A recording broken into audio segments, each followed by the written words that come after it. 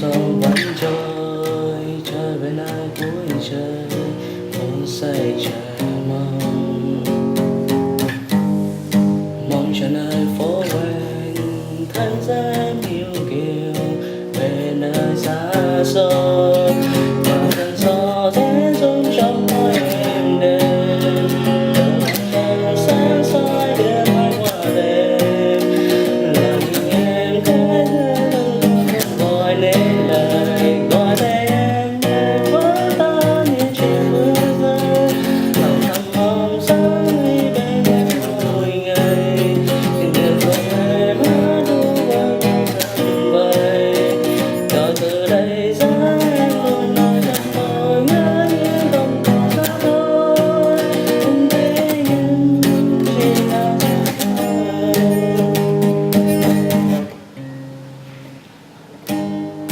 Khi thời gian trôi qua, bao mơ đã xa, vẫn luôn hỏi mong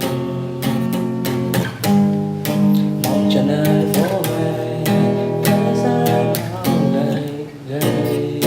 về trong đêm mưa, và cơn gió khẽ ru trong tôi từng ngày, đợi chờ dáng dõi giờ đây gần đây, đợi tình em thoáng qua em thoáng qua những sao gọi nên lời, và đang em vẫn nhìn trên mưa rơi, bằng thăng lòng bước đi bên em mỗi ngày. Được không em hát ru vỡ câu ngầm vầy, rồi từ đây giá em luôn nói thật thôi nhớ em không còn xa thôi,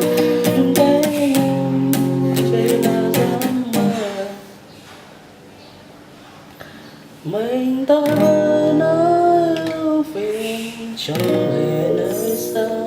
mưa vẫn rơi khen em,